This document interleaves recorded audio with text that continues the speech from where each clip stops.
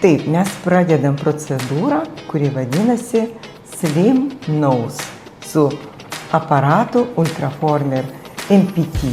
Tai yra ultragarsas, kuris šiek tiek naikina riebaliuką nosies srityje ir mes tokiu būdu nosytę suploninam ir paformuojam.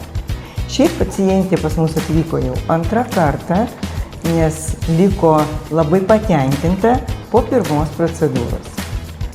Tikrai taip, tai šitose vietose tikrai nosis pasiaurėjo, nežymiai, bet labai dailiai. Procedūra neskausminga, labai greita ir rezultatas pasimato tikrai gana greitai. Aš pati rezultatą pastebėjau po 2 savaičių. Iš tikrųjų taip, rezultatas matosi iš karto po procedūros, bet jis jau akivaizdžiai matomas po 2 savaičių ir dar gerėja ir pagrindinis rezultatas pastebimas akivaizdžiai po 4 mėnesių ir rekomenduojama procedūrą pakartoti po 6-7 mėnesių.